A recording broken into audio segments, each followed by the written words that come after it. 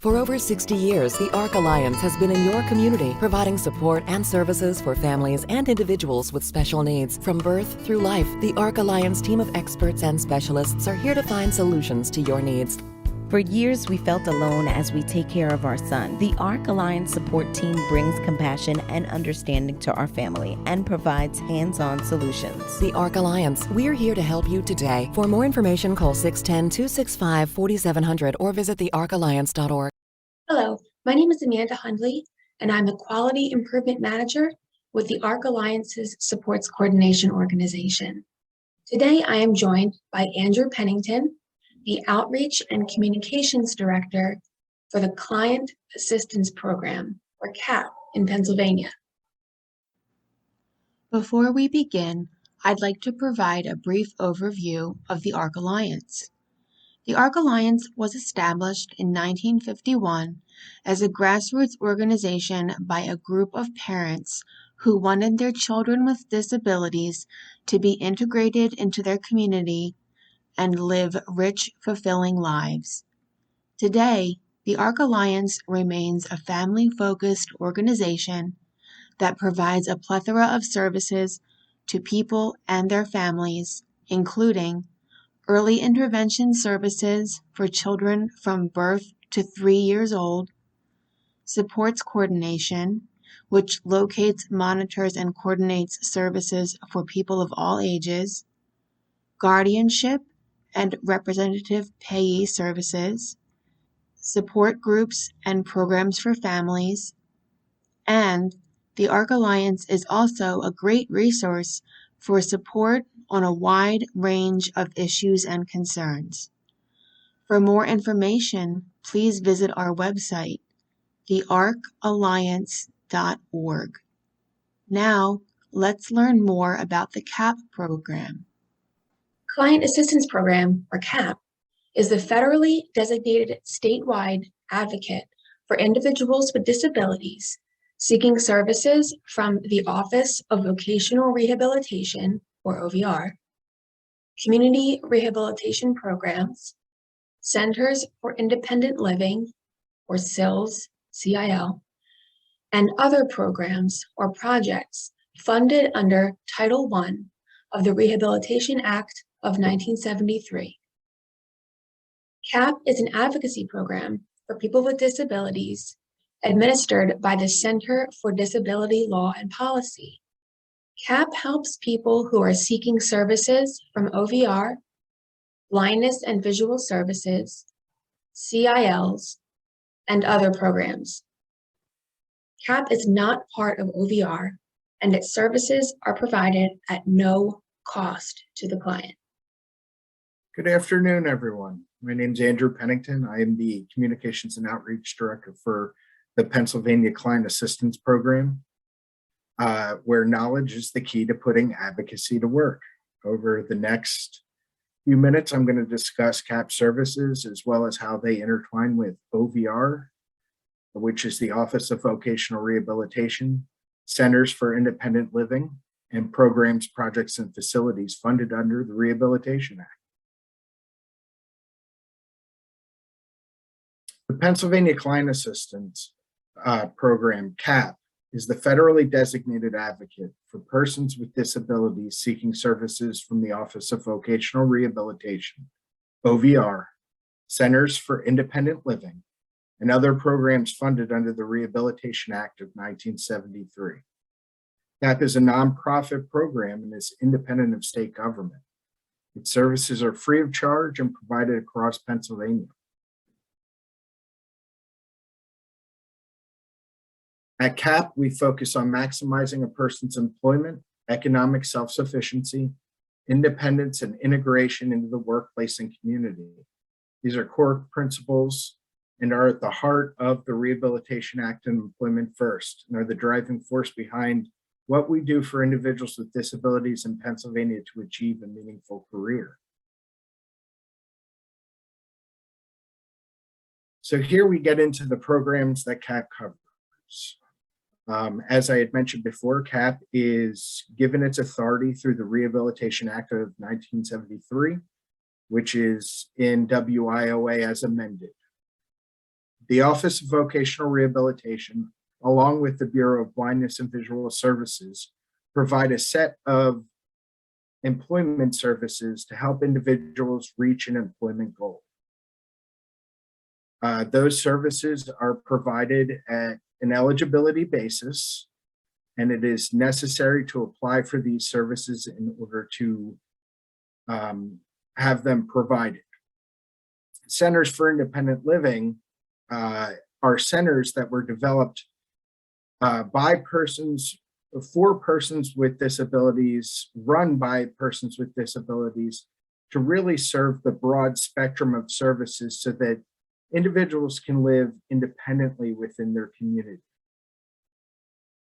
Programs, projects, and facilities funded under the Rehabilitation Act of 1973 refers to services provided by providers that are approved by OVR to get an individual to an employment goal, such as supported employment or pre-employment transition services. Let's explore some of the programs that Andrew mentioned in more detail. The Pennsylvania Office of Vocational Rehabilitation, or OVR, provides vocational rehabilitation services to help people with disabilities prepare for, obtain, or maintain employment. These services are provided on an individualized basis, both directly and indirectly through approved vendors. OVR counselors help people choose their employment goals, services, and providers, which are outlined in the person's Individualized Plan for Employment, IPE. There is no cost to the individual for services like counseling, diagnostic services, assessments, referrals, job placement and development, and sign language interpreters. Some of OVR's services require a financial needs test, FNT, but those receiving Social Security disability or supplemental security income are exempt from the FNT. There are 21 OVR offices in Pennsylvania. The office in Reading serves Berks County, and the address and contact information is shown here. OVR's website lists the designated office for all 67 PA counties. In addition, the Commonwealth Technical Institute at the Hiram G. Andrews Center offers a wide range of educational and vocational programming to students across the state. This includes pre-employment transition services, vocational evaluation, educational programming, cognitive therapies, physical restoration, career exploration, work-based learning experiences, work readiness and self-advocacy activities, assistive technology assessment, and independent living skills. OVR's Bureau of Blindness and Visual Services also provides specialized services to blind and visually impaired individuals. These services are designed to increase an individual's independence and employability, including finding employment and/or setting up their own business.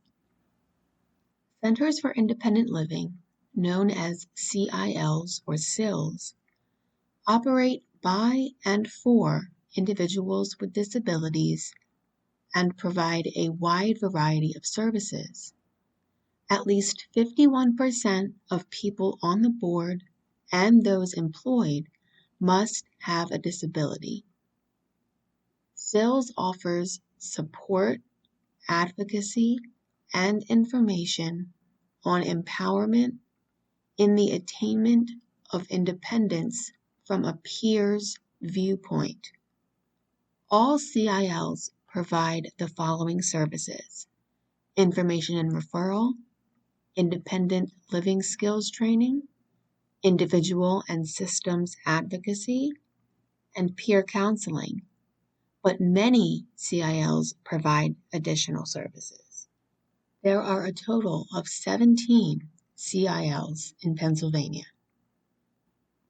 The CIL in Berks County is Abilities in Motion, and their address and contact information is shown here. Abilities in Motion promotes independence and community engagement through its wide array of innovative and meaningful services. A few of Abilities in Motion's services are independent living skills training with the purpose to increase self-reliance and esteem through trainings on personal care, coping, social skills, and financial and household management. Peer counseling offers advice and support about situations unique to people with disabilities.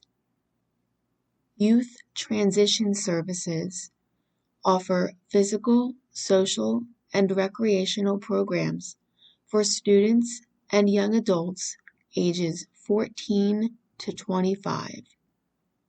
Certified Peer Supports program offers emotional support and guidance, modeling hope, personal responsibility, and self-advocacy for those who have mental health struggles.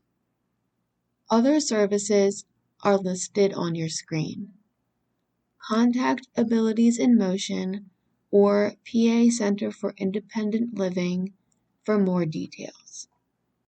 The scope of CAP services under Section 112 of the Rehabilitation Act are to advise and inform clients and client applicants of the services and benefits available to them through programs authorized under the Rehabilitation Act of 1973 as amended, including activities carried out under Sections 113 and 511.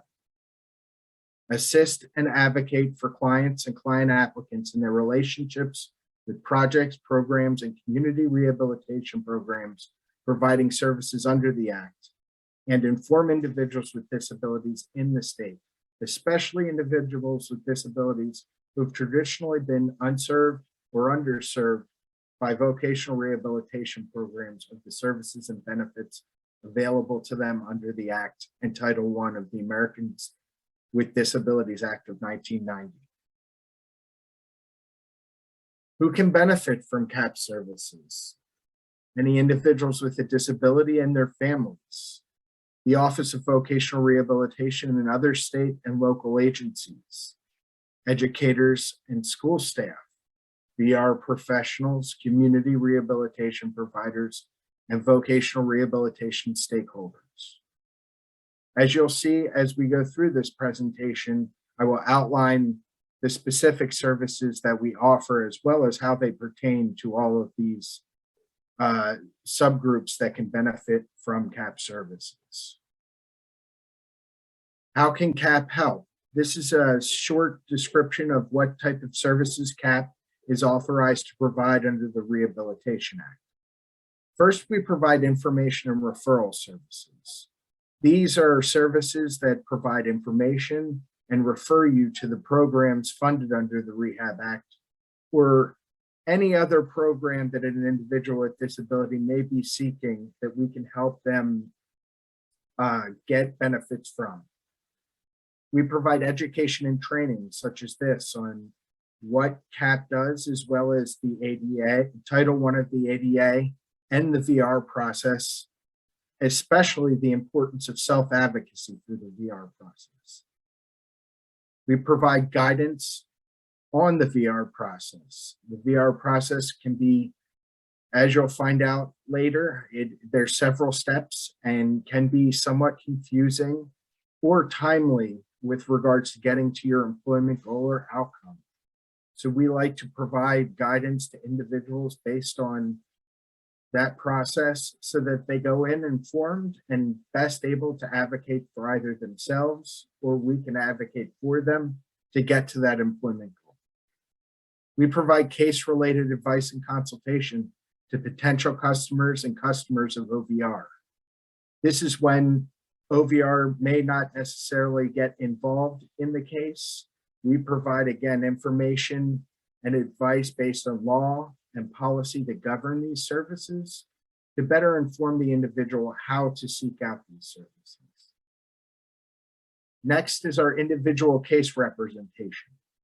This is really our advocacy services and the bread and butter of what CAP does for the state of Pennsylvania and any individual seeking these services in the state.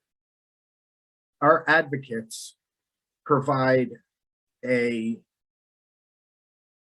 thorough feedback on policy and law and guide individuals to get disputes or problems resolved within the VR process.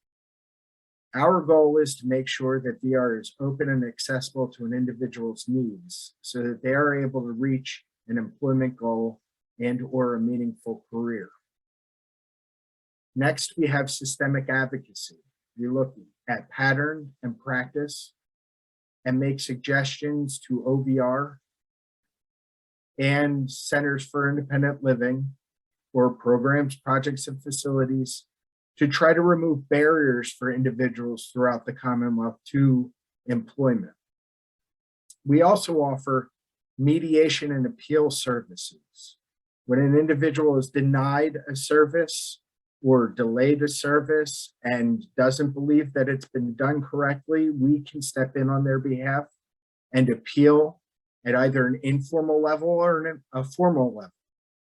CAP has a tremendous track record with helping individuals with appeals and advocacy to get them the services they need to maintain their employment goal. And then we review and comment on OVR policy. This is important because under the Rehabilitation Act, OVR is actually not able to gain access to state funds without having a cap in every state.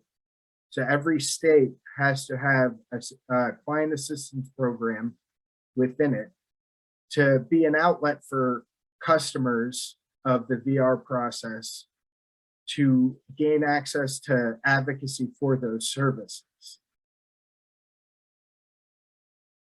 When can CAP help during the VR process?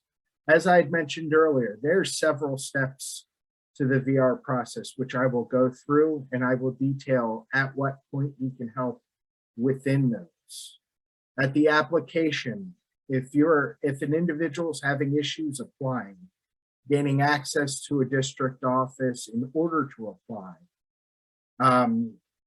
or has not heard back within a period of time of 15 days, they can reach out to CAP and we can facilitate communication on their behalf and make sure that the individual is able to apply in a timely manner. Eligibility. If an individual is determined eligible, and it may be in one of the three categories of most significantly disabled, or not significantly disabled, there is currently a wait list for significantly disabled. If they believe that the eligibility was determined incorrectly, CAP can review how the eligibility was determined with the OVR counselor and the customer and advocate on their behalf based on the evidence. Ineligibility, which is very important. If any individual is determined ineligible for services for either being considered too significantly disabled for the services OVR provides, or as I had stated before, believes that they were placed in a category that was not correctly analyzed at the determination of eligibility, CAP can advocate on behalf of the individual to see how the decision was made and if it was made correctly. Individual plan for employment. This is a very important step and one that CAP believes is centered around the goal for employment, which is the biggest part of the individual plan for employment. We believe that the VR process is guided by that because it dictates the services that an individual will get to achieve such goal. If an individual is having issues or delays with regards to completing an individual plan for employment, they can contact CAP, and CAP can assist, especially when it comes to deciding on the career path of the individual. Then comes the employment services part. OVR provides employment services such as supported employment, pre-employment transition services, vehicle modifications, post-secondary training, home modifications, all centered around the employment goal. If an individual, there are more. However, if an individual is seeking these services and feels that a determination has been made or a delay has happened with regards to those services, they can contact CAP, and we can look into the concern of the individual and work with the counselor and the individual to mitigate any type of issue there may be with regards to any of the employment services that have been determined to achieve the goal. Next is closure. CAP gets a lot of calls from individuals at the time that their case is closed, mainly because a case can be closed due to the fact that an individual is unable to be contacted. Another reason for a case closure can be that the individual was no longer looking to receive services, so on and so forth. There's many reasons a case can be closed. If an individual feels the case is closed and does not necessarily agree with that determination, they can give CAP a call and we can advocate on their behalf to either reopen the case or re-examine the concern of the individual. Next is post-employment services. These are services that are offered after employment has been met and the individual's case has been closed. These are offered to individuals that are currently in employment, however, need specific services to maintain that employment. If an individual was to have an issue or concern with those services, they could give CAP a call. And then any delay or disagreement with OVR during the process. If an individual feels for any reason that they're concerned regarding the outcome of services or the timeliness of services, they can give CAP a call. So again, we're going to get into more specific reasons that you can contact CAP. If you need help understanding the VR process, services from or information regarding Centers for Independent Living, or any other program, project, or facility that administers services under the Rehab Act of 1973 as amended, you can give CAP a call. If you need assistance applying for VR and SIL services, if you're having issues reaching or communicating with your assigned counselor, if you have been told that you're not eligible and you disagree, you're having problems or delays in receiving services, if you disagree with a decision made by OVR or a SIL, if you're considering appealing a decision made by OVR. Here is CAP's contact information. For information regarding the vocational rehabilitation and ADA, you can contact myself, Andrew Pennington, at andrew@equalemployment.org. My direct line is 215-557-7528. For advice, guidance, and advocacy, Lynette Suarez and Margaret McKenna are the CAP advocates.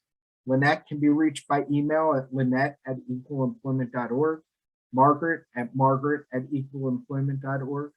Lynette's direct line is 267-930-7014, and Margaret's direct line is 215-557-7193. For systemic advocacy and policy, you can reach Stephen Scott Pennington, steve@equalemployment.org, or direct line 267-930-7015. Lastly, you can contact CAP toll-free at 888-745-2357 for voice or relay.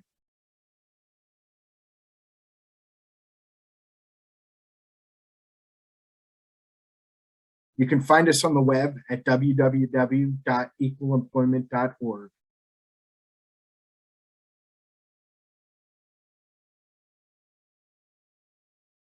Or Facebook at VR Advocate.